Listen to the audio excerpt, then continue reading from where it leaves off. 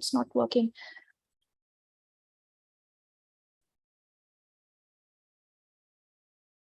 Okay, I guess we can start with the webinar now, and it's already 10 minutes past 4. So welcome participants, good afternoon, and to the webinar series. And this series part of BIG webinar series, and today we will be talking about the patent drafting and types of intellectual property, and also, the importance of the patent search. And for this, we have today an expert from the BAREC team itself, and Dr. Vinita Jindal. And Dr. Jindal is the Chief Manager of IP and Tech Management at BAREC, and she holds a doctorate degree in plant sciences. She has been awarded a DST Women Science Fellowship in IPR. She is a registered patent attorney at Indian Patent Office and registered tech transfer professional, and has over 14 years of experience in IPR. At BAREC, she is involved in carrying patent searches, analysis, mentoring the startups on IP and tech transfer and commercialization.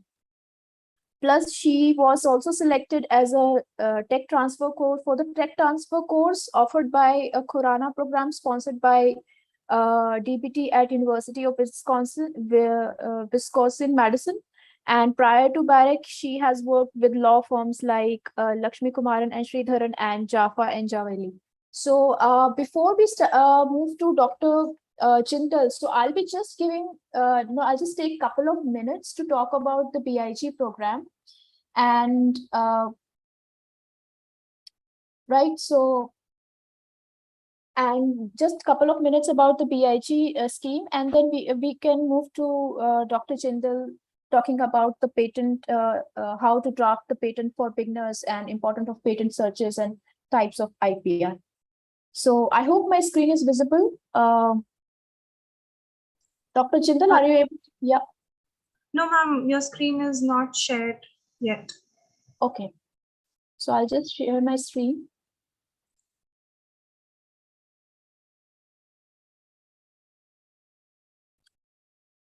Okay, so just a brief introduction about myself. I am Rohini, and I currently manage the bio programs at Startup Innovation and Incubation Center.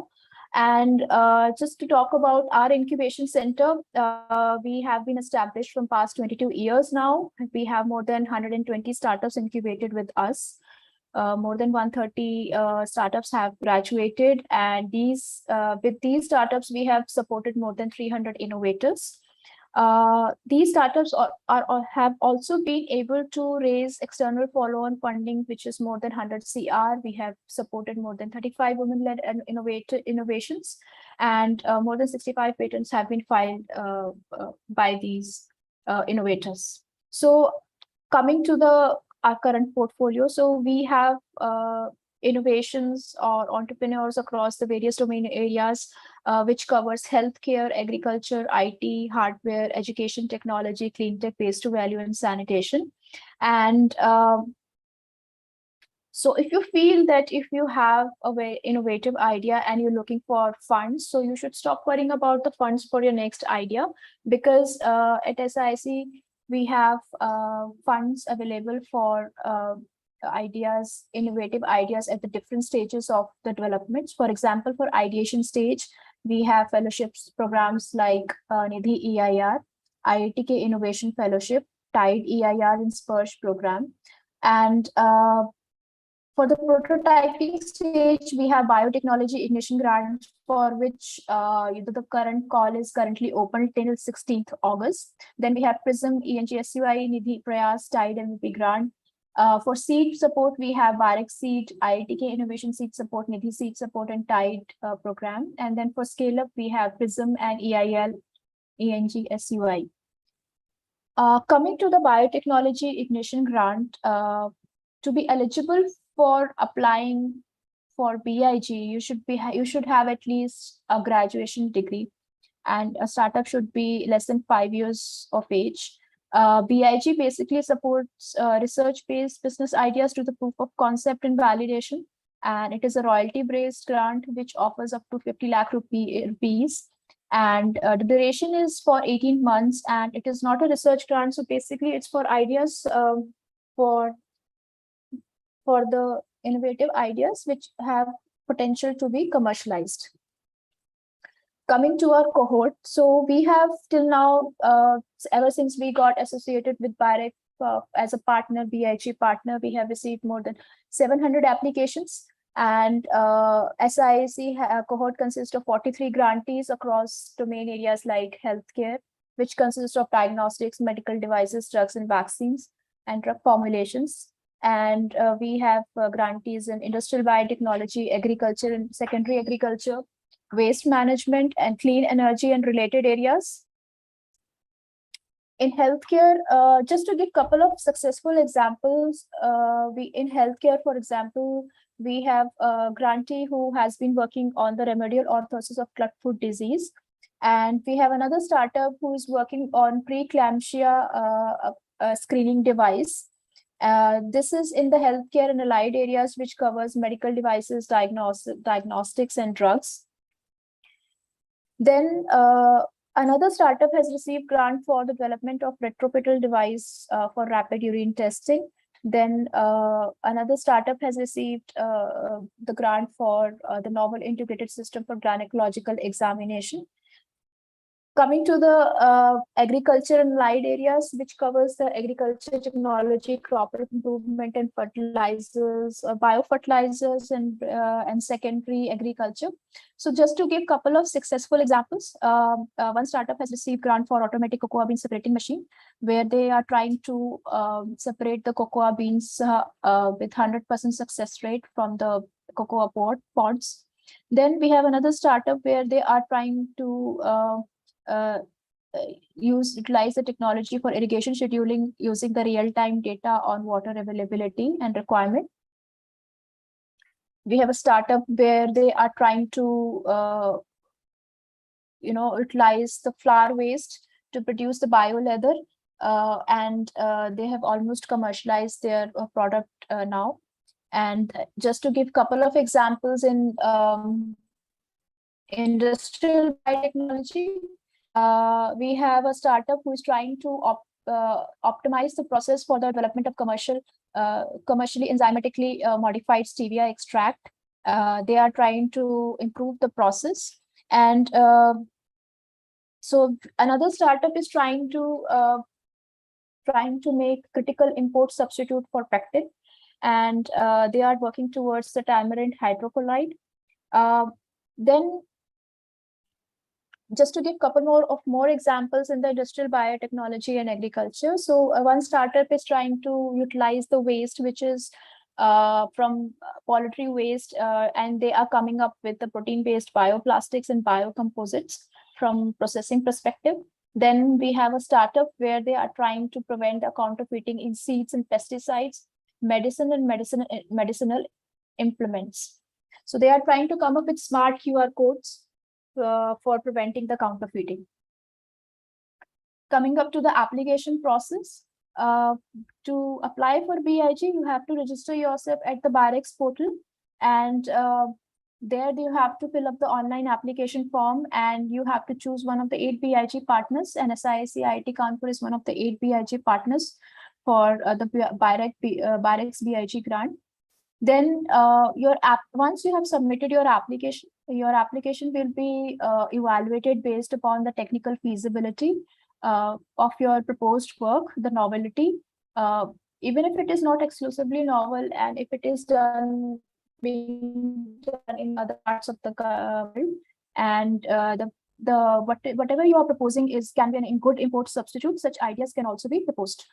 Then the ideas are also evaluated based upon the potential impact in the country, your overall commercialization strategy, how you have, whether you have identified your potential customers, or you have some business plan in place or not, how you're going to sell to your customers, whether it is going to be directly to the customers or business to business or to the government. So you should have a proper business strategy.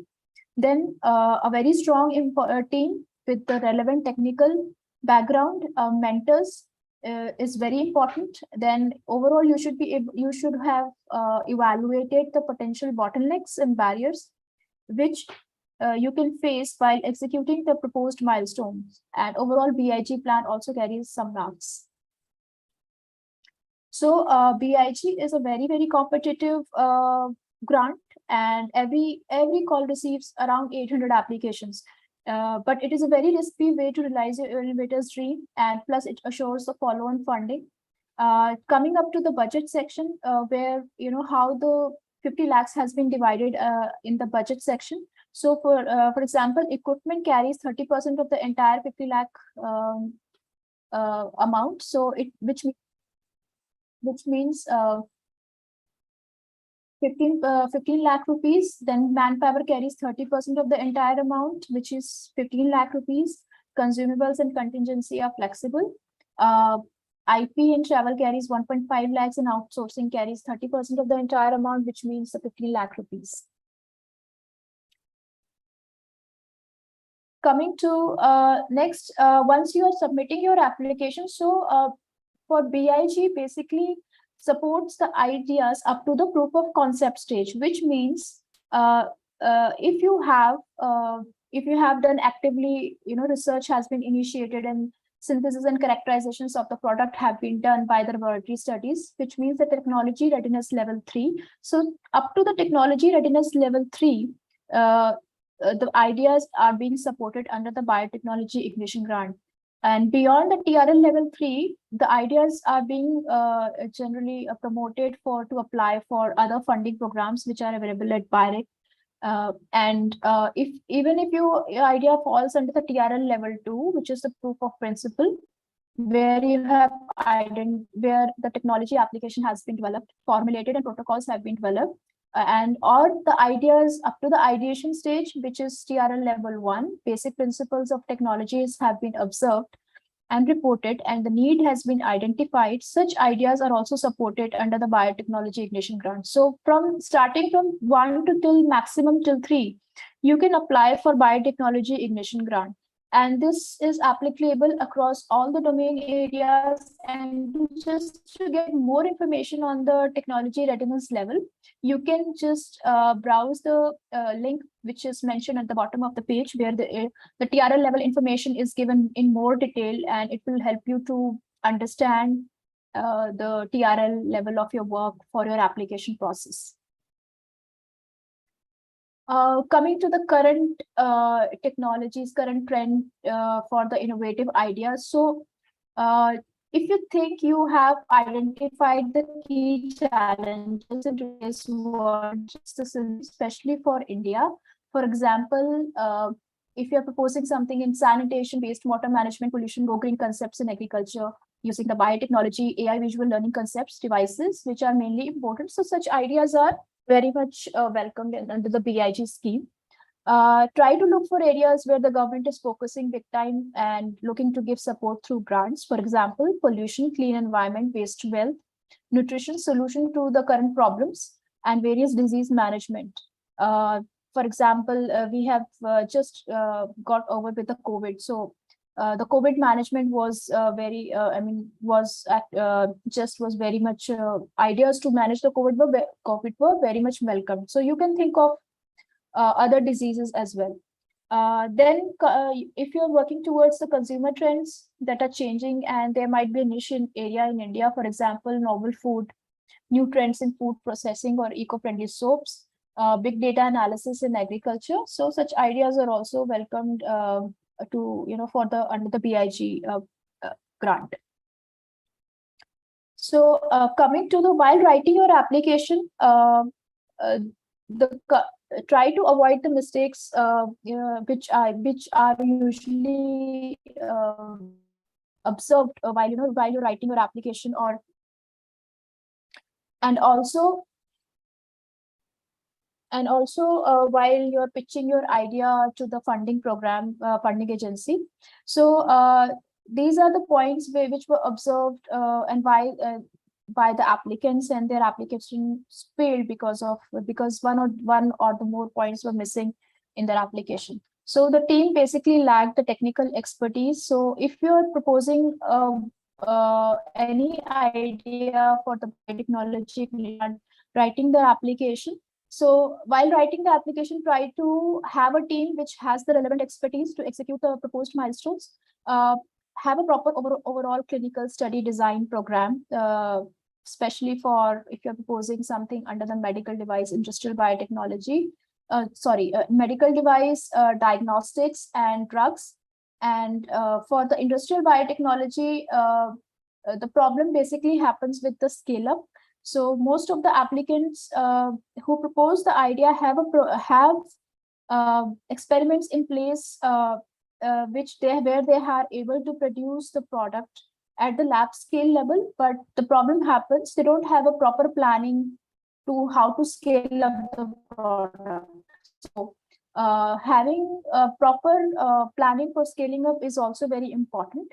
Then try to have a relevant advisor in the team, and while writing your application, have some preliminary data or experience with the handling, and whatever you are proposing should have some value proposition. There should be a clear need identified in the country. Then propose something which is novel, and out of the box ideas are very much welcomed. And if it is already present in the market, try to propose something which is imported in the country. Or if there are similar products already in the market and there is no market potential, so such ideas are rejected in the BIG grant.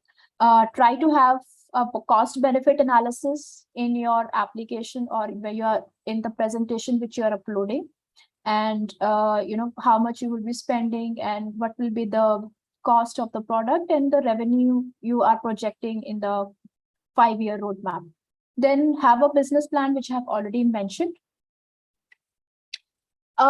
Just to cover the points which I have not mentioned in the previous slide. So while presenting, try to be very short and crisp in the presentation, and try to understand the market, your customers, your competitors. Have a very good competitive landscape. It is very, very important that you understand the market and understand your competitors for whatever you are proposing.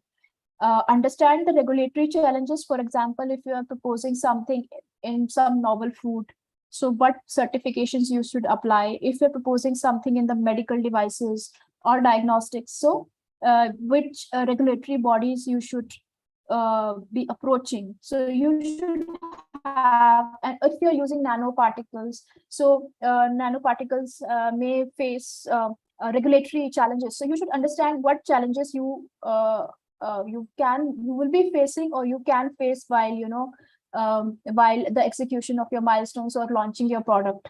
Have some technical details, validation of POC.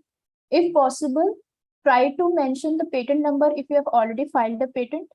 And if you are in a process of filing, mention that you are in process of filing the patent for your application. Team is extremely important. Having a strong team, include your mentors, guides in the team also ask your team members to be the part of your presentation if you are further shortlisted for the presentation round. Have a clarity with the novelty and value proposition, which I have already mentioned. And in your application, try to include a good concept note, table, graphs, so that the evaluator, online reviewer has clarity that what you're trying to propose. I have already covered the do's, so I'll just focus towards the don'ts. Do not propose something which is on the others' innovation. Try to avoid me too solutions, and be very calm while you're presenting your idea towards the expert committee, and avoid taking the pictures from the remote places with the bad connections. So why you should apply for biotechnology ignition grant? Because it's I have already mentioned it shows the applicant with the grantee with the follow-on funding, and applicants apply for further funding programs like SIBRI and PRPP, which can help them for the later stage development and eventually helping them to reach the market for the commercialization of their product. And coming to the evaluation process. So the evaluation process is a 4-step process. Once you have submitted your application to the partner, application will be screened for the preliminary selection by the preliminary selection committee, which screens the proposal for the scheme fitness, adequacy of details, and plagiarism. Then your application are being sent for the online review, where the 5 subject experts and the business experts evaluate your proposal based upon your submitted application. You are given the scores, and based upon the cutoff, if you qualify the cutoff, you are recommended for the technical evaluation panel round, where you are called for face-to-face presentation at the BIRET headquarters. And there also you will be given scores, and based upon the cutoff, the expert selection committee will decide which proposal will be recommended for BIG funding. So why you should apply through us? Because we help our applicants with the mentoring for their application, and we provide them with the business and academic mentors, which includes the IITK faculties. We help our applicants with the prototyping, and we have a very strong network of alumni, angel investors, venture capitalists, and management firms. We also have a dedicated intellectual property cell and also technology transfer cell. We also help with consulting, this mentorship, help them to connect with the provide further funds with the prototype development, advisory for fundraise, innovation fellowships, and regulatory consulting, and also help them with B2G market connect, B2B market connect, policy level support, and venture capital connect. For funding programs, which I have already mentioned, you can visit our website for more information. Then we have a very strong mentors pool, which our applicants can take help from, and very experienced people from the industries. Just to name a couple of names, like Dr. Ajit Chaudhary, who's the founder of HCL, Dr. Saurabh Srivastava, who's the founder of NESCOM, Pawan Chaudhary, chairman of MTI, then Rakesh Bhargav, who is the member of board and former chairman of President Ma'am, your voice is dropping. Can you please? Am I audible now? Yes, Rohini, you are audible. Yes. So coming back to the mentors, so we have Dr. Sanjay Banerjee, who is the former MD of Zimmer Bionet, and Yashdeep Kumar, who is the global R&D head of Stryker Corporation. Sanjeev Verma, who is the chairman advisory board of Catapult Asia. Then Mr. Shrikant Sastry, who is the board member of SISC and Venture Center Pune, and Mr. Viplab Paul, who is the founder of Narita Services and also an angel investor. So these are like a couple of names from our mentors pool. And just to get more information, you can visit our website about the mentors. And while if you are interested to apply for biotechnology ignition grant at SISC, we help our applicants to draft the application pre-submission. So we will help you with one-to-one writing on the grant writing. You can send the drafts, and our team will be helping you with correcting the applications. And once the application is submitted, you will be provided mentors for technical for the tech in terms of technicality and business mentors as well. And also we'll be helping the applicants with special sessions on IP and regulatory post the submission. And if you have any further questions, you can contact me on the email addresses which are mentioned on the page. And also you have to register yourself at the website which is mentioned on top of the page. This was all about biotechnology ignition grant application process.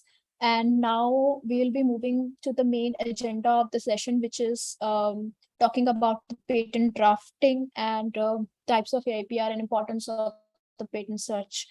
So I'll request now Dr. Jindal to I'll just hand over the session to you now, Dr. Jindal.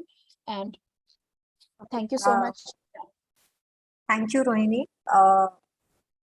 Okay, just give me a second. Let me share the slides.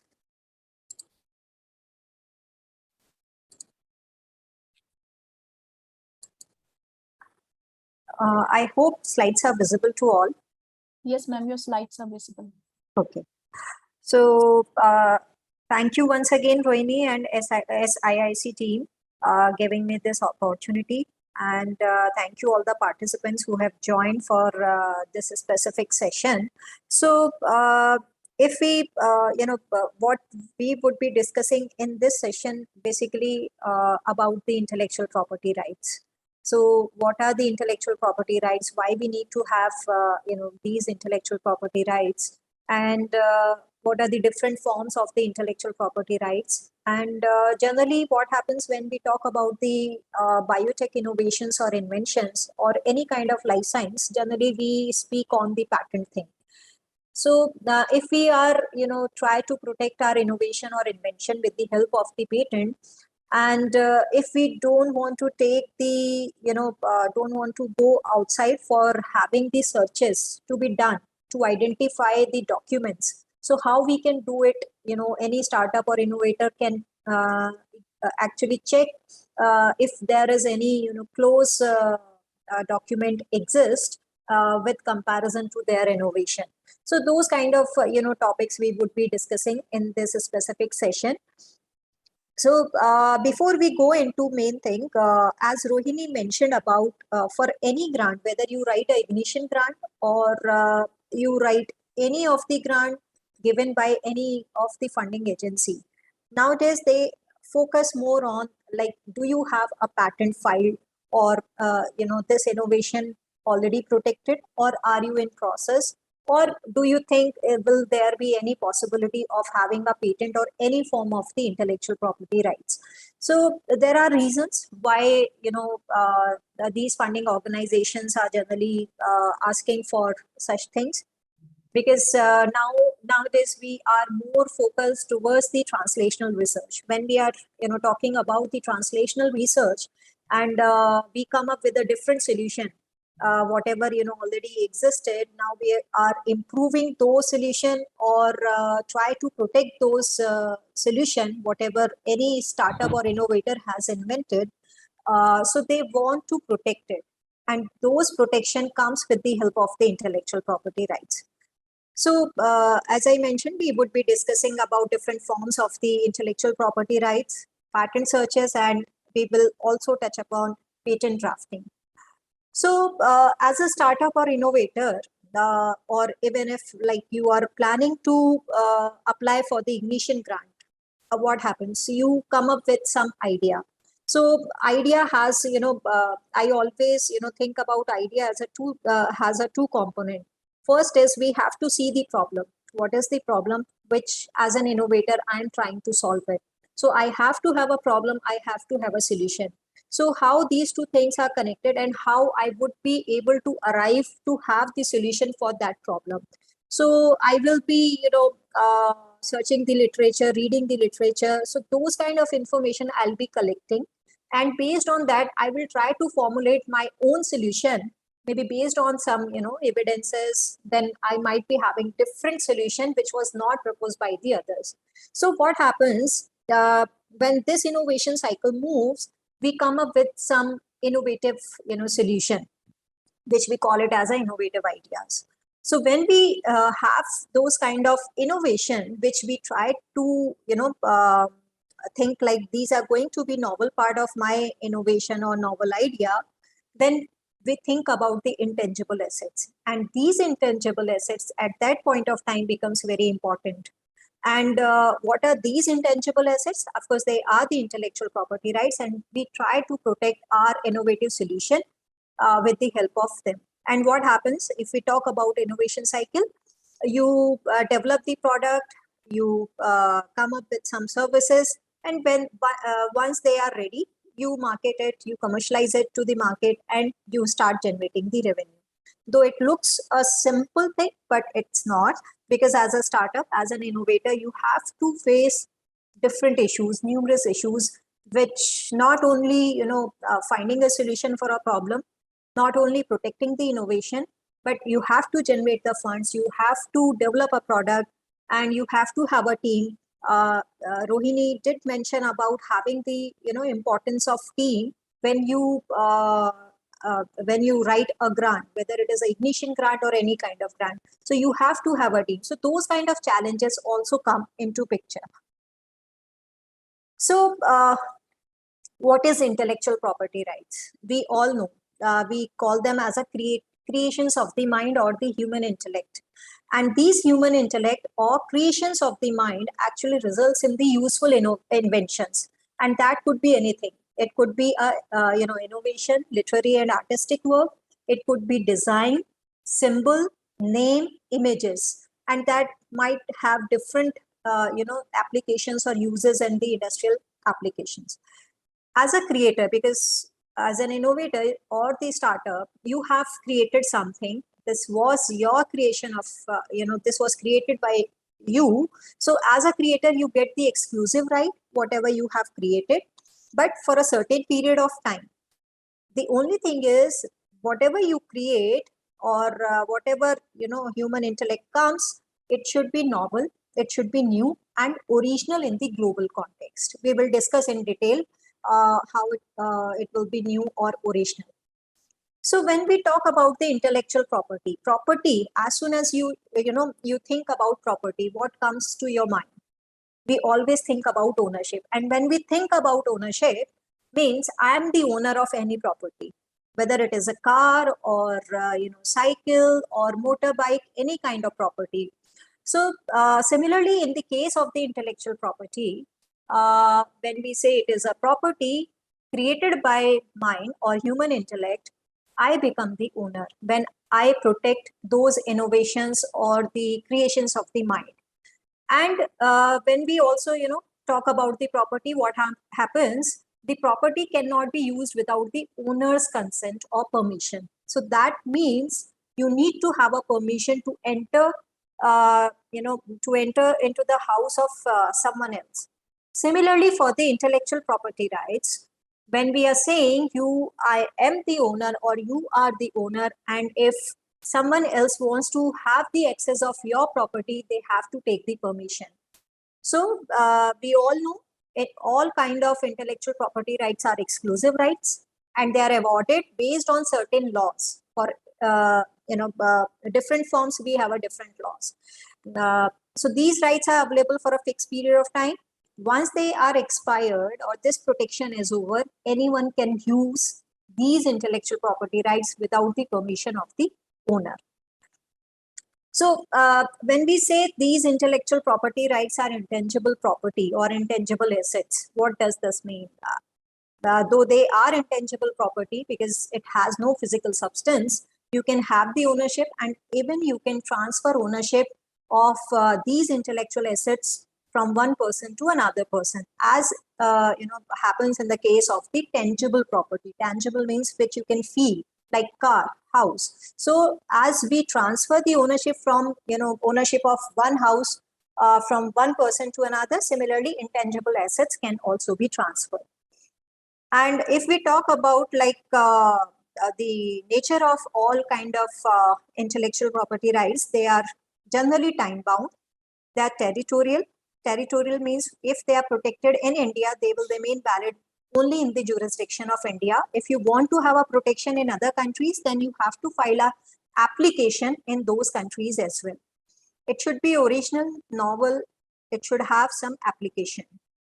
And simultaneously, you can have ownership in more than one jurisdiction. So what are the different forms of intellectual property rights? You might be aware of these different forms. You must have seen the copyright, this copyright symbol. Of course, you might be aware of the trademark, patent, trade secret.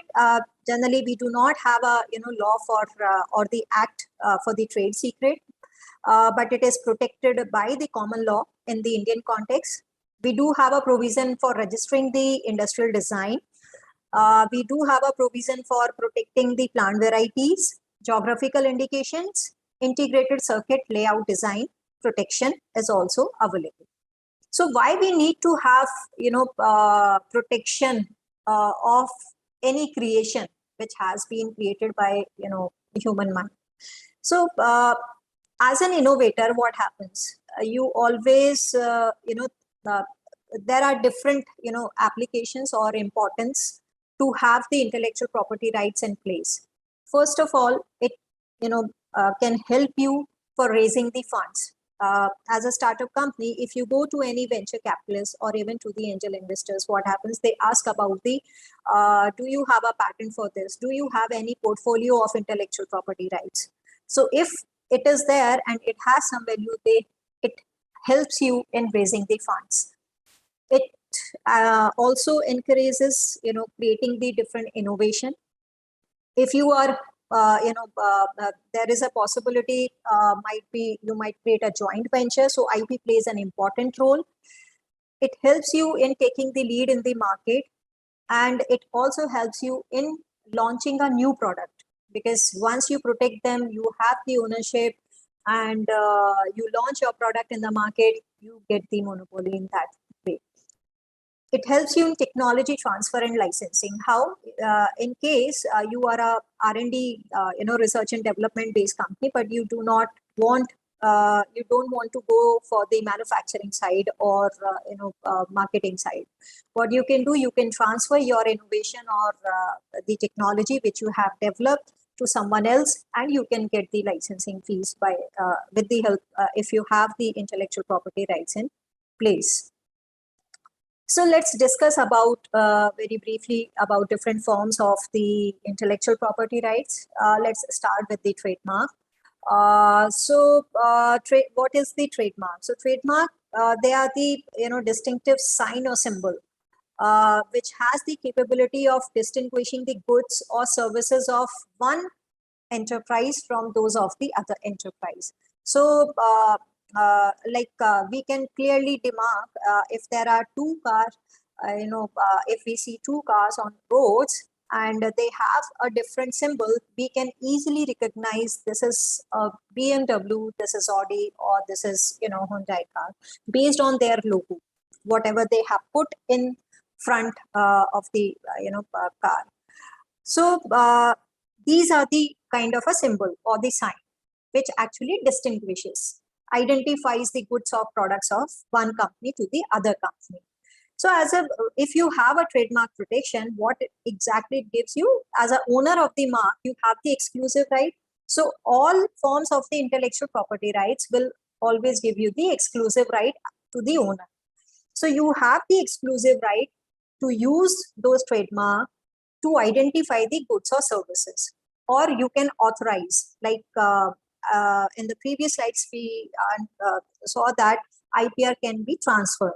So you can authorize others to use them, or you can transfer it. So trademark also helps consumers to identify, choose between products. So if we need to have the differences between two products, we can easily demark. You have the iPhone, you have Samsung phone, you can easily demark which one is iPhone and which one is Samsung, based on their reputation and quality, or maybe the performance. So generally trademark is they are a word. It could be a combination of words, letters and numerals.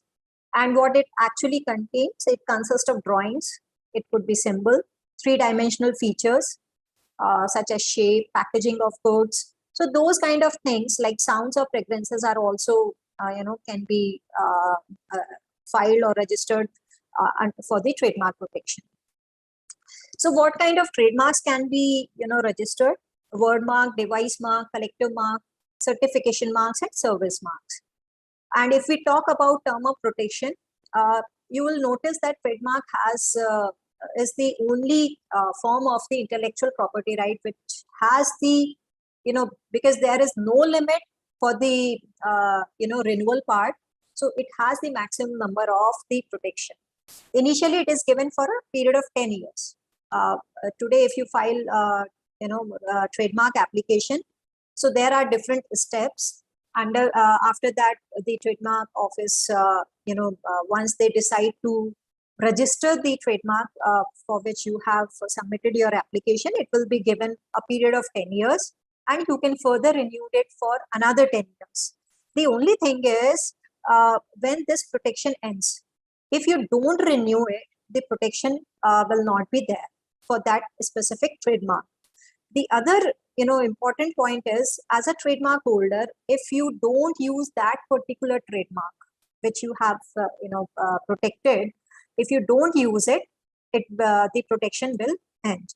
So otherwise, there is no limit to the number of renewals.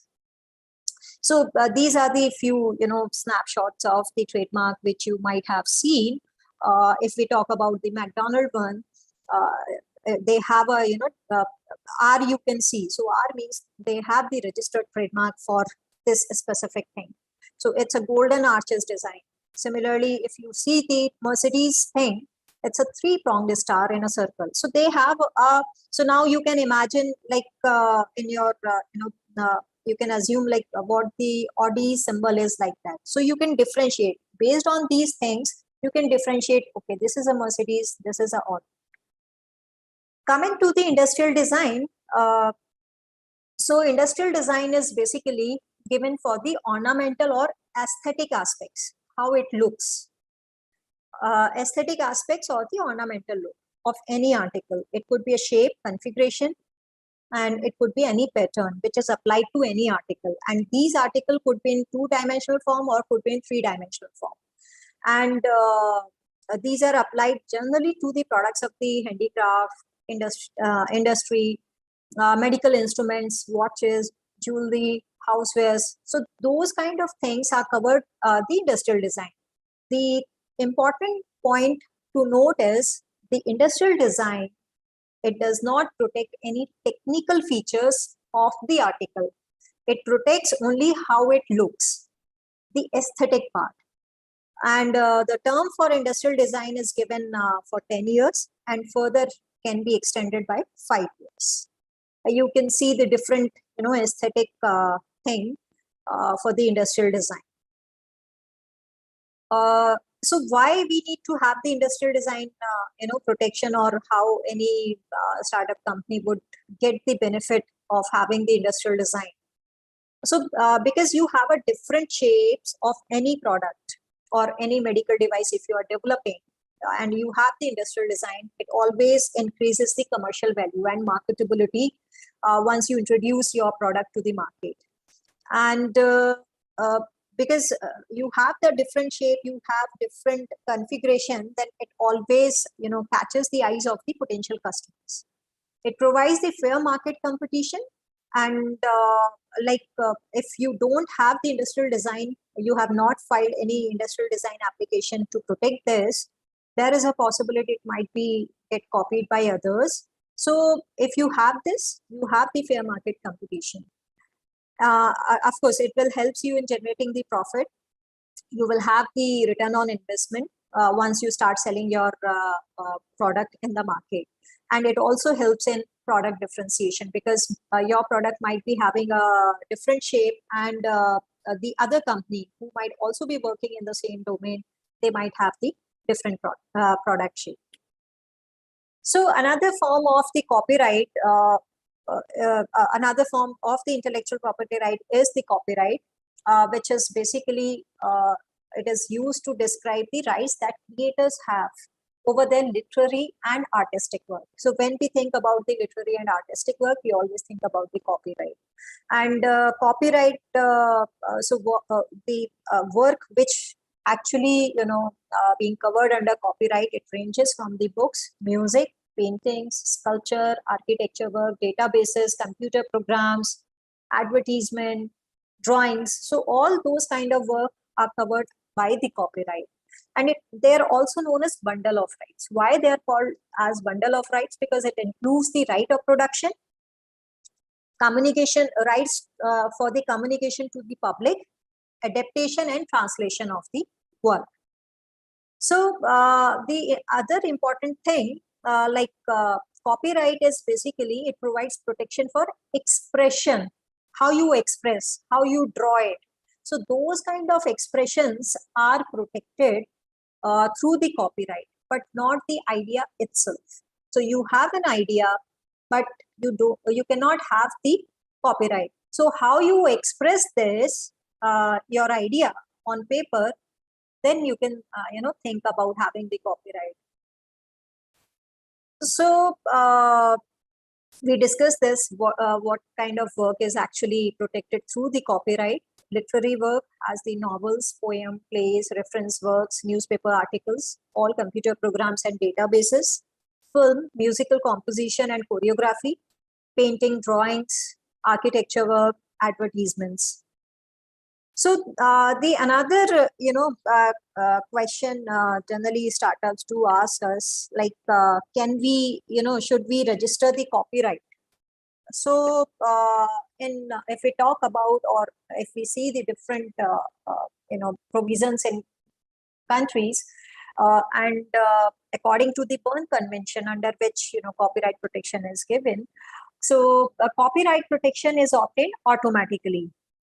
What you can do, if you have expressed your idea, or you have drawn something on paper and think that it's going to be, it has some kind of thing which looks fine to you, and you want to have this, then what you can do, you can put a C under circle. So automatically you can have the protection without the need for registration. But why registration is exactly needed? Why we need to go for copyright registration? Because it helps you if, in case of any disputes, if you have any disputes over your literary work or on your architecture work, then you have to have a registration in place to solve those disputes over the ownership or on the creation. And if you want to transfer those copyright work to another person or another company, so those kinds of thing also, if you have the registered copyright, it will help you on those transactions also. So it depends, like if this is of important in terms of you are thinking about having the financial transactions based on assignment or technology transfer, then you can always go, you can go for the registration of copyright. If we talk about the term of protection of copyright, it lasts for the 60 years, but there are two different things. If we talk about the literary, dramatic, musical and artistic work, it has the 60-year period, which is counted from the year following the death of the author. But if we're talking about the cinematographic film, sound recordings, photographs, those kind of works, it has the 60-year period, which is counted from the date of publication. Coming to the another form of the intellectual property right is the geographical indication, which is again a sign used on the goods or products that have a specific geographical origin. And those goods or products have the qualities or the reputation which is due to their origin, where they have been originated. So like we have the Darjeeling tea, because it has the reputation or the qualities which was which belongs to their origination. Similarly, the Kolhapuri chappal, Nagpur oranges, Agra petha. So they have the reputation, they have the qualities, so they have the specific geographical origin. And if we talk about their term and renewal, they are valid for 10 years and you can renew it on payment of renewal fee. So now, because generally we talk about the patent, we are doing the scientific innovations or translational research, then mostly those kind of innovations are protected with the help of the patent. So what are the patent? Patent is a set of the exclusive rights. So all forms are giving you the exclusivity, and they are granted to an individual, companies, group of individuals. Basically, they are granted to one person or the company to prevent others from making, using, selling, importing or distributing of those innovations which has been protected by patent, but without the permission of the owner. We know it has a limited period of time, 20 years. Patent, you cannot renew it like other, unlike the other intellectual property right forms can be renewed, but patent cannot be. In return, as a patent owner, what I have to do, I have to disclose the invention to the public, which we call the patent specification, which we prepare and we submit to the patent office for the protection. Patent rights are territorial. We did discuss about this. If it is granted in one country, it will remain valid in that country only. So as a patent owner, you get some right. What are those rights? You have the right to decide who may or may not use the patented invention for the specific time period. You may give permission, or you can license out to other parties to use your innovation based on the some agreed terms. You can also sell out your invention rights to someone else, and that person becomes the new owner of the patent. And once the patent expires, protection ends and the invention enters the public domain. So if we see like what are the different criterias of patentability. So when we think about filing a patent application, we do have a criteria of patentability. So patentability means whether it is patentable or not. So how do we decide it? So there are 3-4 different components based on which we say this particular innovation or invention is patentable. So first of all, let's discuss what is the invention. It could be a new product or process. It could be a method which has the inventive step and which is capable of having the industrial application. So there are 3 things. New product or process means there should be some novel aspects should be there. The second component is the inventive step. Some technical aspects to how it was done and whether it is improving those components or not. So inventive step has to be there. And the third component is the industrial application. So if we talk about the novelty or the newness, means invention should not have been published anywhere in the world before filing of the patent application. So today, if you decide to file a patent application, so if anything related to your innovation or invention, if it has been published in anywhere in the world in any kind of document, then your innovation will not be having a novelty. But there are different components in any of the innovation, then we have the different criteria to evaluate it, to analyze it. Inventiveness or inventive step means it should not be obvious. Like if you mix 2 things and everybody knows if you mix 2 things, you will get this, then it's very obvious. So any invention should not be obvious to a person skilled in the art. It always, add the technical advancement to the innovation, and it should not be a mere extension of existing knowledge. Okay. So coming to the industrial application, we all know every translational research or any innovation should have a utility and usefulness. The other important criteria is the disclosure enablement and the best mode.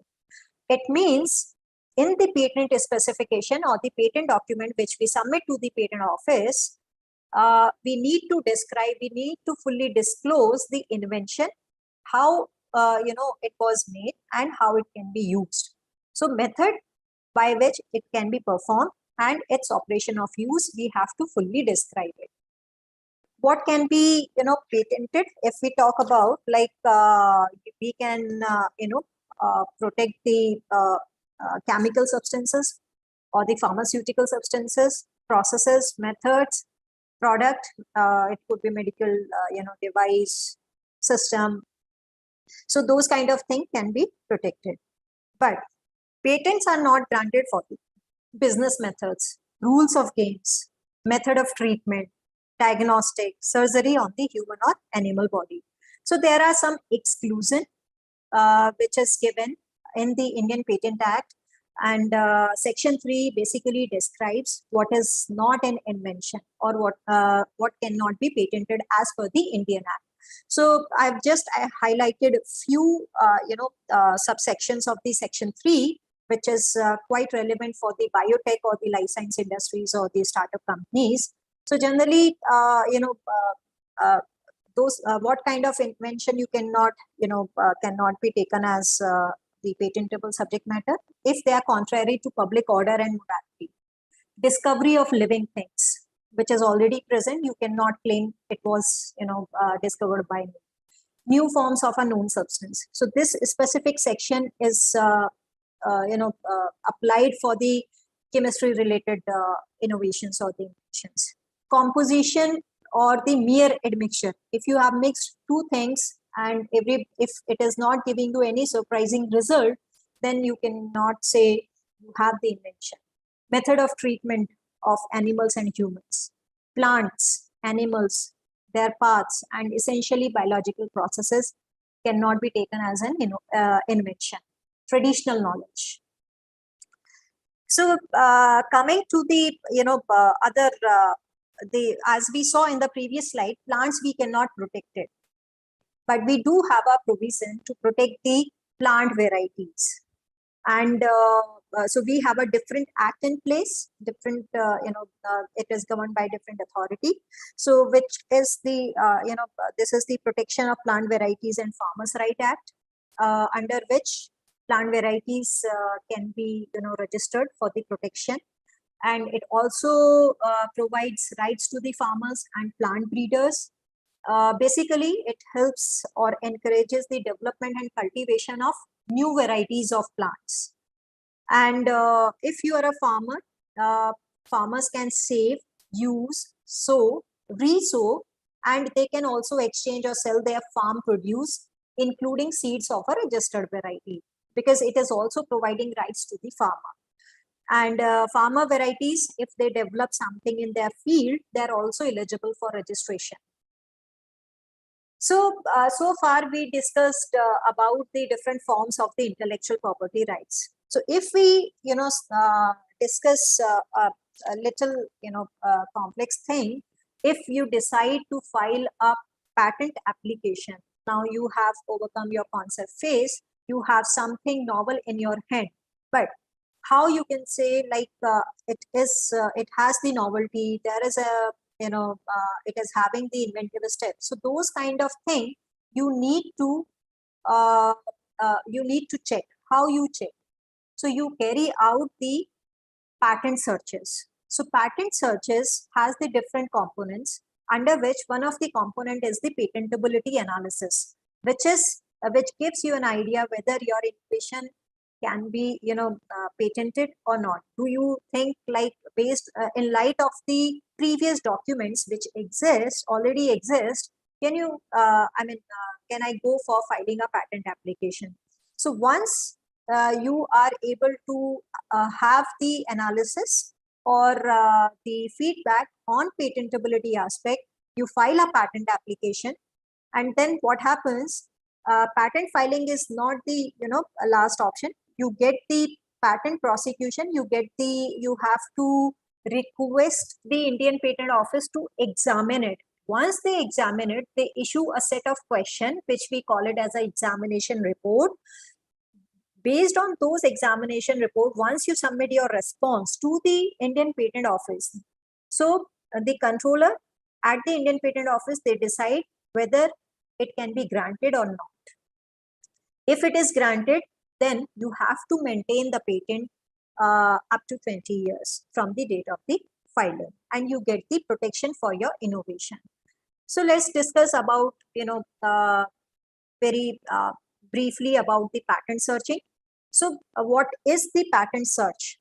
So when we talk about the patent searches, we search the existing patents, applications, and other publicly available document. And these publicly available document and patent application or the patents, we call them as a prior art. Any document which exists, prior to my innovation, when we are thinking about filing a application or we want to protect.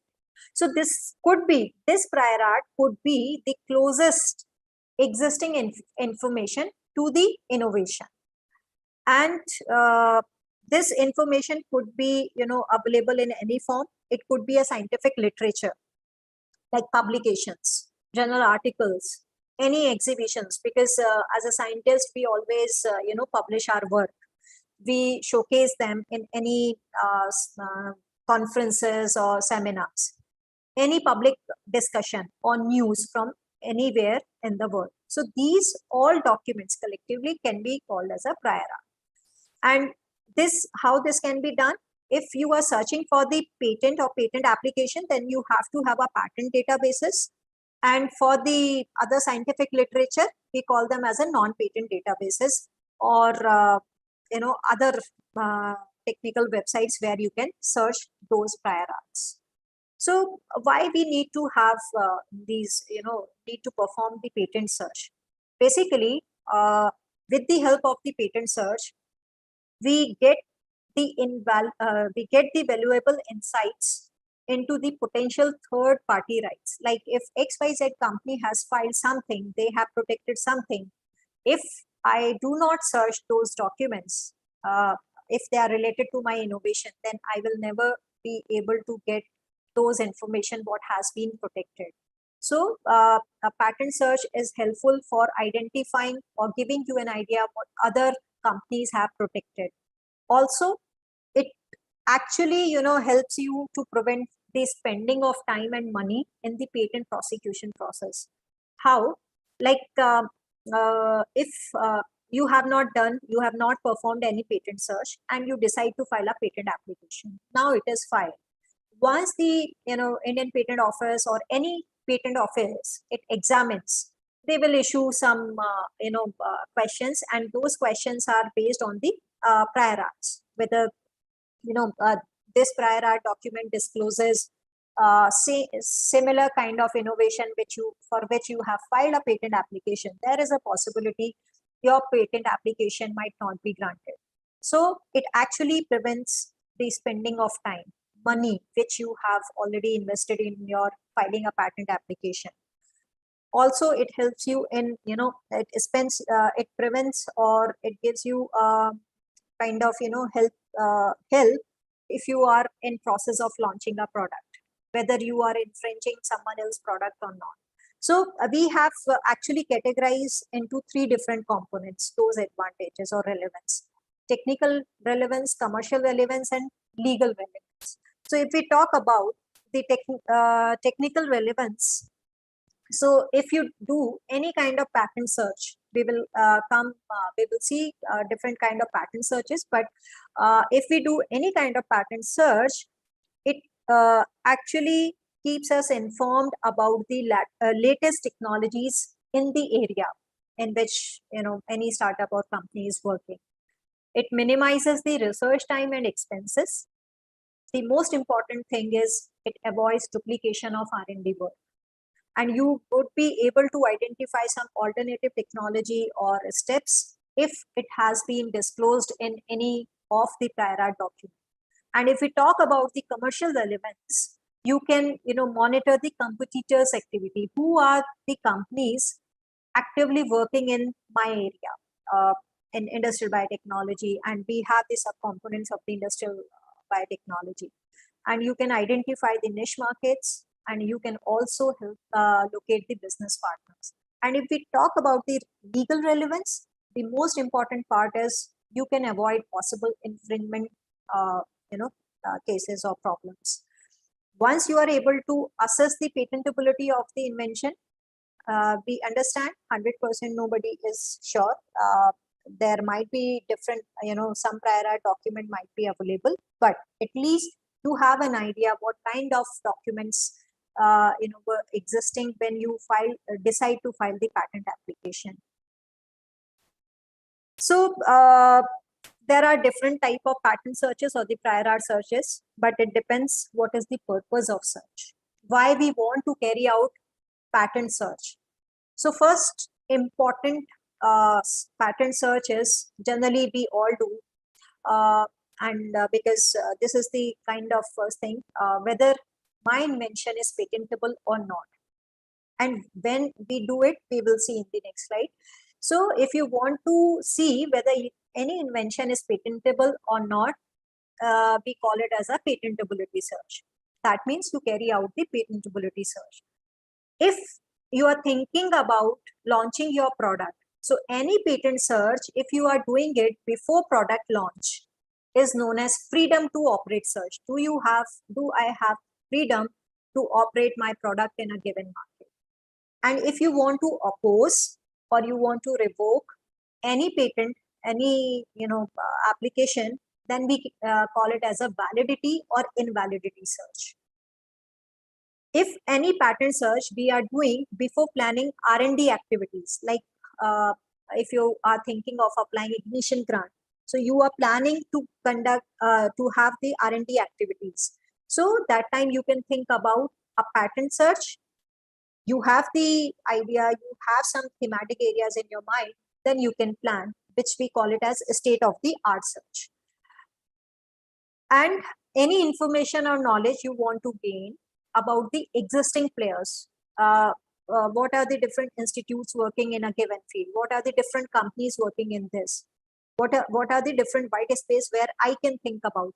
This is the technology landscape under the different forms of the patent search. So if we go a little bit in detail about the patentability search, just want to check like whether my invention is patentable or not. We call it as a novelty search, and it is recommended to be done before filing or writing and drafting the patent application. Okay, within this, you have to search both patent as well as non-patent literature, means any document, any scientific journal, those kind of documents you have to search before filing, writing patent application or submitting it to the patent office. Freedom to operate search. Freedom to operate, as I mentioned, do I have freedom to operate my product in a given jurisdiction? Okay. It is also known as clearance search. Basically, it helps us to find out enforceable patent. What are the active patents? Say, for example, I'm ready with launching a product in any market, say, for example, in India. So I have to perform a patent search to check what are the existing patents related to my technology, which might act as roadblocks who can prevent me for commercializing, for launching my product in India, because it is a jurisdiction based search. Okay, so we have to search the active or enforced patents, the published patent applications within the country or region where we are planning to launch our product or technology.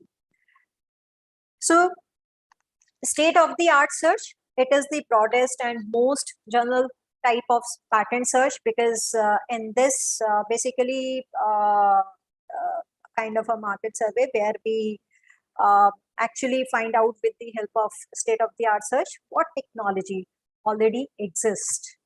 And as we discussed, it helps to plan us for planning for the R&D activities, which areas are not sufficiently covered by the existing players.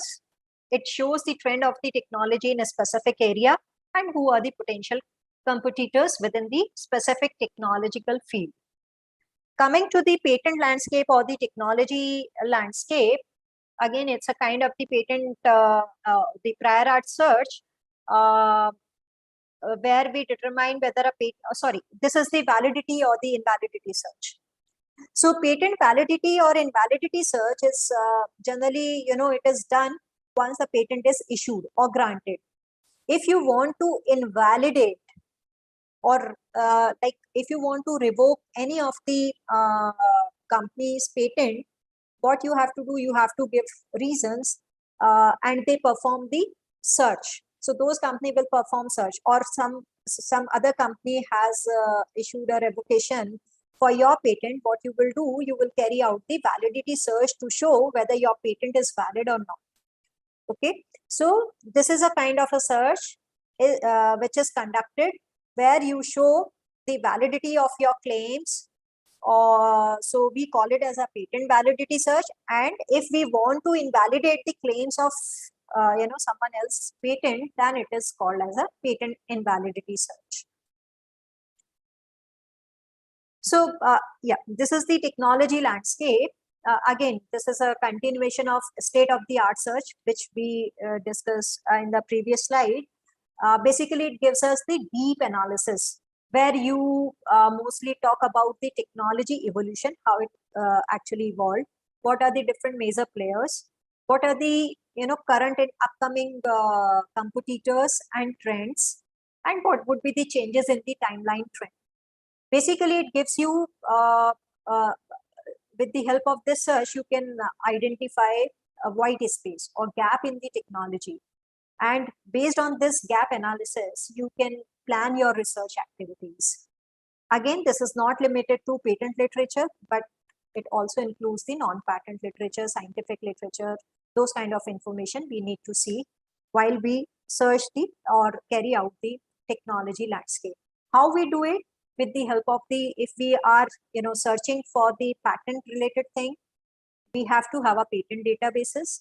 These databases are basically collection of all applications, patents that which are taken from the different jurisdiction or the patent offices websites.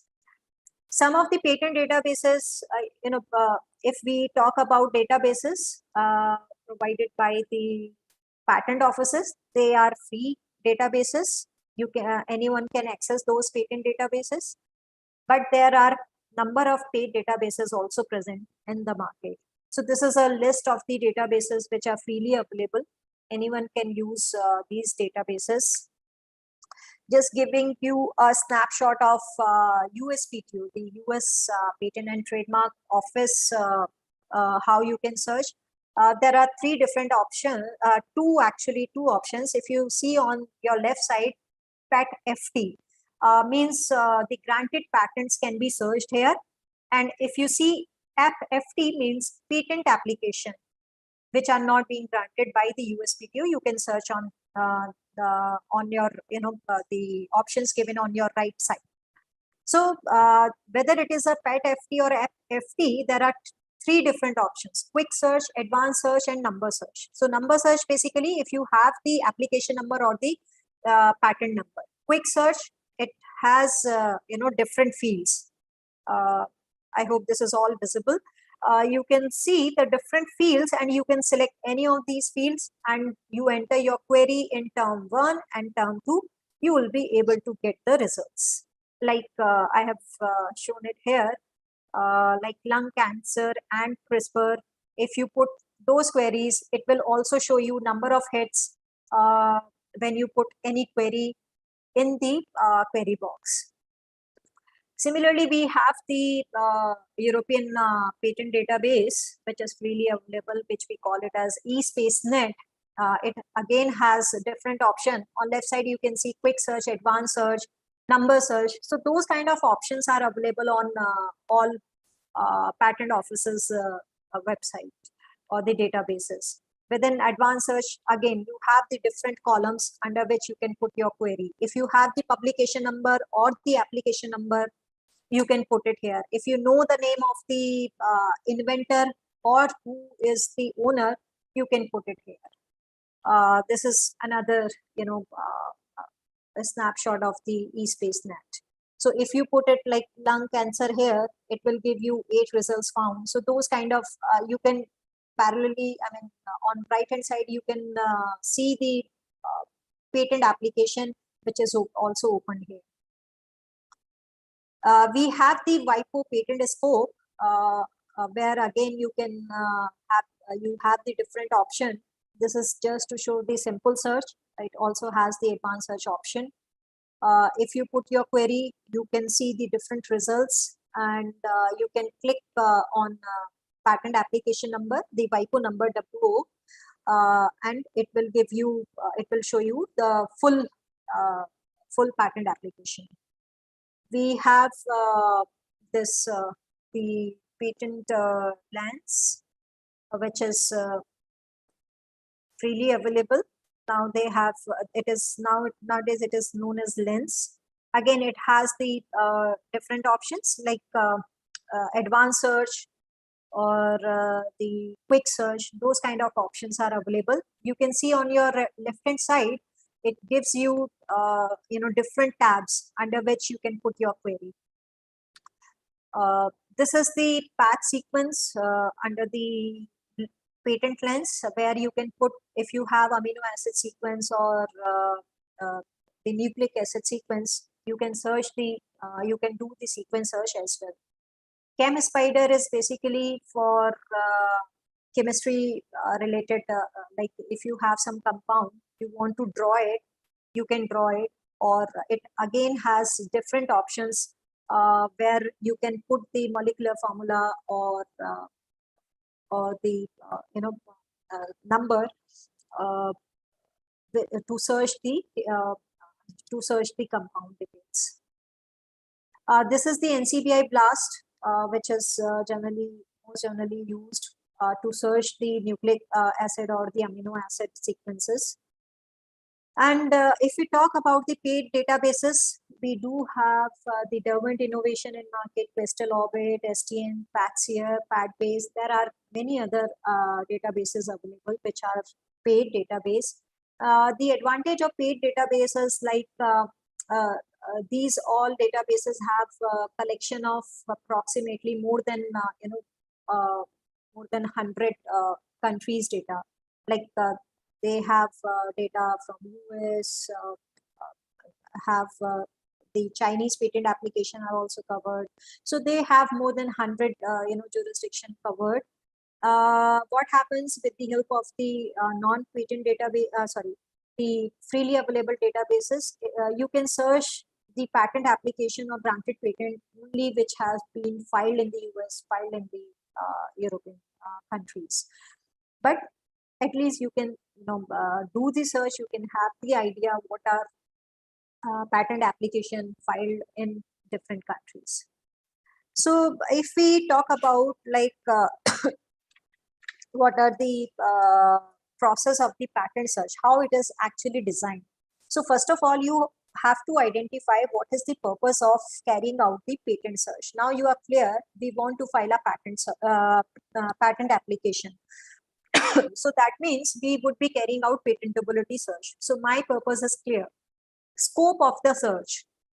So scope of the search is like if it is the patentability search, then we have to see the patent literature as well as the non-patent literature documents.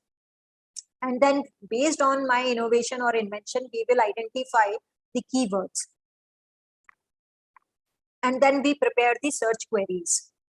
And these search queries are put in the database, patent databases, to search the how many documents are present. Based on the search, we review them and then we extract the data and identify the relevant documents with respect to my innovation. So this was for the carrying out the patent search. Once you are ready, you are done with the patent search, you know your innovation is patentable, you want to go ahead with the patent application filing. So there are different forms actually which goes to the patent office once you decide to file the patent application. And one of the document is the Form 2. So this Form 2 actually, when we say patent document, this is a complete or provisional specification and it is called as a Form 2. So this Form 2 is very important. And what are the different components we have to think about while having a patent specification or while we draft the patent specification. So we all know patent specification or patent document is a techno-legal document. Why it is a techno-legal document? Technical, we call it as call this as a technical document because it covers the technical aspects of the invention which you have done in your lab. Okay, but this technical aspects has to be mentioned or written in the with the help of the legal language, because patents are the kind of the legal rights. So when we are talking about the legal documentation, it needs to have some legal aspects to define the technical knowledge which we have generated for the innovation. So basically, this document decides what components can be protected, and protection is generally based. It is based on the claims which we give in the patent specification document. So before filing, we need to ensure like what is the invention. If we are clear on that part, what is my invention? Now we have done the patentability search to check whether it is patentable or not. Now we know what are the different prior arts or prior disclosure if we have made Did we, do any oral disclosure? Did we did any publication related to this invention for which we are planning to file a patent application? Has it been, publicly used by someone? So those kind of things we need to verify. And we also need to check whether if we have done the patentability search, what are the different problems in the prior art and what are the advantages or problem to be solved by my invention? What is the novelty, whether it has the inventive step or not, any publication made, or the last thing, which is very important, whether we are ready to file the complete specification or provisional. So what are complete and provisional, we will be discussing in next slide. So there are two types, we categorize in two different components. One is the provisional and another is the complete. When we file the provisional application, when we don't have or we have reached to a stage which can be disclosed on a paper, but it has not attained for the final stage.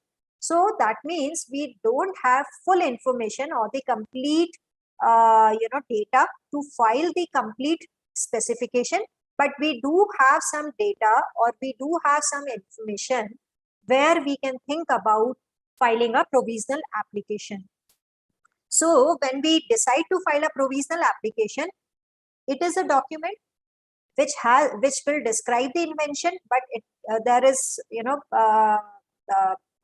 not necessarily having the claims, but it is always advised you disclose as much as possible while filing the provisional application. So when you think about filing a provisional application, when there is an urgency to have the to get the priority date, you are in process of submitting your thesis and you want to protect it, you want to have the patent application number, then you can go ahead with the provisional filing. There are accidental disclosure which you were not aware, or you might be thinking if someone can copy this, then you file the provisional patent application. And there are many competitors, then always it always gives you an advantage when you have the provisional application. So what are the why we need to think about benefits of the provisional specification? It always helps you in securing a priority date for the application over any other application. You will get the filing date and the application number for the paper which you have submitted to the patent office. It is important to note, like if you have filed the provisional application, but if you don't file complete specification within 12 months, then this provisional specification will be taken as deemed to be abandoned. Okay, so within 12 months, we have to submit the complete specification with all possible data to have the, to secure the, we already secured the priority date, but to take it further. But there is also an option given in the Indian Patent Act where you can postdate the provisional specification before the expiry of 12-month time period. So any patent specification has two components. If we go in detail, it has the description, it has the claims. So description is basically where you discuss about the details of the invention, how it was done, what are the different examples, drawings, abstract. So everything goes as a part of the description. Claims are basically, they are written based on the invention which you have done. They gives you the actually the boundary of monopoly or boundary of the protection. So if we see the specific section within the Indian Patent Act, which is the section 10(4), it says any specification, the patent specification shall fully and particularly describe the invention, its operation, how it will be used, and the method in which it is to be performed. And you have to disclose the best method of performing the invention. So that means this description part will carry all the information which we just talked about.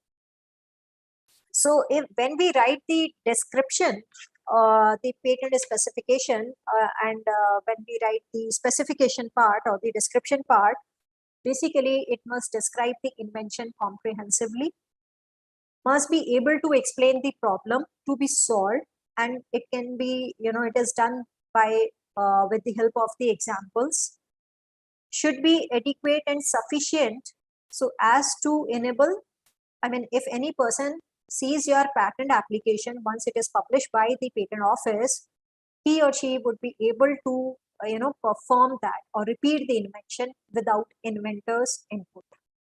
So what are the different, components of the description? There are different headings under which we write the patent specification, and it starts with the title of the invention. Then you describe the field of the invention. Background relates to the prior art, what is disclosed in the prior art. So background containing the prior art details is there. Then objects of invention, statement of invention. So it is basically to describe the all components of the invention. Then you put the drawings, examples. If any innovation contains the sequence listing, you provide the sequence listing at the time of submission. So basically, if we talk about the claims, so that was the description part. So claims are very important when you file the complete specification or you write the claims. Basically, these claims defines the scope of the protection which is provided by the patent and defines the limits of a patent protection. So whatever you write in the claim, it will give you the monopoly for that particular claim. So it is one of the most important elements of any patent application, should be drafted very carefully to cover all aspects of the invention. Sometimes what happens, we have disclosed, we have disclosed a lot of information in the patent specification, but somehow we are not able to capture in the claims. So that should not happen. And if we have, different important features, then we will have the separate claim for the important features. So how the claim structure looks like? Claim is generally presented in two parts. It has the preamble, it has the body, and this preamble and body are connected with the help of the transitional word or the phrases. So what preamble contains? It is an introductory statement which identifies the category of the invention and purpose of the invention. Body actually describes the elements that compose the claimed subject matter. If you can see this example, an improved process for the production of galacto-oligosaccharides of high yield and purity. And if we go back and see the preamble, there is an introductory statement that identifies the category of the invention, improved process, and then we have the purpose of the invention for the production of galacto-oligosaccharides, which has the high yield and purity. So this is the preamble part. And if we talk about the transitional phrase, comprising the, containing, these are the transitional phrases which actually connects the preamble and body. And what body of the claim contains? It contains the different steps, how it has been done. So important the component is you have to actually there are important points while writing the claims. You have to decide which are the essential elements of the invention for which protection is sought. So basically you need to understand your invention, what you are trying to protect with the and those things will become part of the claims. You start writing your claim with the broadest claim and then progress towards the narrower claims. We always write claim starting with the statement I/we claim. So this is a must. If you don't put it, then there might be an objection which you will get it during the first examination report. You have to see whether your claim consisting of a preamble, there is a transitional phrase, and there is a body. And first claim, which is the most important claim, and first claim always gives you the protection or it defines the boundary of your innovation. for the protection, it should differ from each of the closest prior art. There are other different requirements which you actually need to put while drafting the patent specification. And these are related to if you're working on the biological material. So you have to disclose the source and geographical origin, which are used in any of the invention or innovation. You have to deposit those material with the International Depository Authority, and you deposit before the date of filing of the patent application, and those characteristics of the material like name, address of the depository institution, date, accession number, you have to mention in the patent specification. So these are the three different, organization or the culture collection centers in India where you can deposit. One is in Chandigarh MCC, Pune, and recently in 2020, National Agriculturally Important Microbial Culture Collection in UP. This was, given the status of International Depository Authority by WIPE. So just to summarize, you have to check the following things. Have you done the patent search? Have you checked about the patentability of invention or innovation for which you are thinking about filing a patent application? Has it been published? You should be aware of whether you are ready for filing a provisional or complete patent application. You have to identify the problems in the prior art as compared to your invention, which for which you are seeking for patent protection. What problem actually solved by your invention? Have you thought about what are the non-patentable items, and you are writing your application on those lines? What are the specific Indian requirements? Like as we saw in the previous slide, are you working on the biological material? Have you taken it from the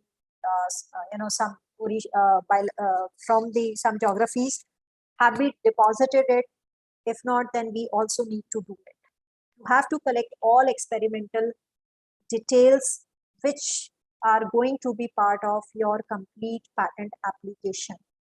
And then based on that, you draft the text. So I'll stop here, and thank you so much for patience here. Rohini, over to you. Yeah, thank you so much, Dr. Vinita. That was a very insightful and exhaustive session. Are there any questions from the participants? I'll just wait for a minute, and if there are no questions, then okay. So you can write in the chat box or question answer chat box.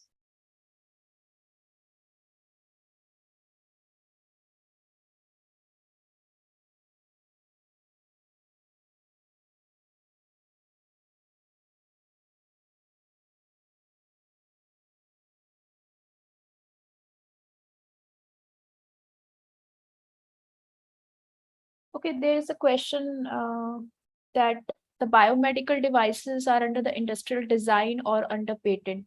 I guess this is under the patent. So as we discussed, like industrial design is basically for the appearance, how it looks. So if you are, if you have some, novel appearance or, design, then you can always go for registering the industrial design. And so every, if you're talking about medical device or any other innovation, it always have a tendency to attract different forms of intellectual property rights. Patent for the technical features, how you have done it, okay, how you have developed this device, okay.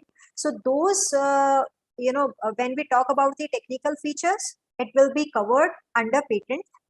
If we talk about the aesthetic appearance or how it looks, then we will go for the industrial design registration.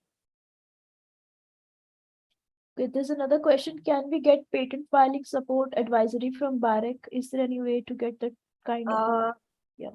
See, we do have BIREC path scheme available, but this is applicable once you get the BIREC funding, whether it is Ignition grant or any other grant given by BIREC. So once you become the BIREC grantee, BIREC path is open for those grantees or applicants. Yeah, I think the question is from a BIG grantee and Okay. yeah. If so I think, okay, yeah. okay. If he's a ignition grantee, of course, you can apply under BIREC path scheme. Okay. Can the decision to grant a patent be challenged? Yes, there are different mechanisms. So there are two provisions based on you can after grant of the patent, if I remember correctly, within 2 years or within a year, you can challenge the granted patent. So we have the post-grant opposition, we have the pre-grant opposition. So pre-grant means before granting the patent, you can challenge any patent application, and after granting of patent within a year, you can file the post-grant opposition. Okay. So any other questions? Okay, there's one question. What was revoking by a company? See, Revoking a patent by a company. so generally what happens if companies wants to challenge any patent, so revocation generally happens. Or if we talk about the opposition is filed by the company if they want to challenge my granted patent or application. So they get an opportunity. There is a timeline. Within those timeline, if they are able to, file the opposition, they can file it based on if I'm not as a startup or as a company, if my patent is challenged or opposed by someone else, if I'm not able to defend it, so my patent will be revoked. Okay, Sudhakar, you can have already mentioned, you can write to us on, I'm mentioning the website. There you can send your application, draft application.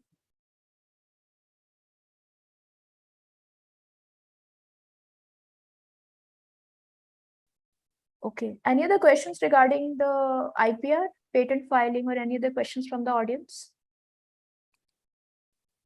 So I guess we don't have any further questions. So thank you so much, Dr. Jindal, for joining and for such an exhaustive session. And thank you so much to the audience as well for the patient listening. And so I'm going to close the session now. And if you have any further questions from the audience, if you feel that you have other questions as well, you can write to us. Thank you so much, everyone, for joining, and I'm going to close the session now. Thank you everyone. Thank you so much. Yeah.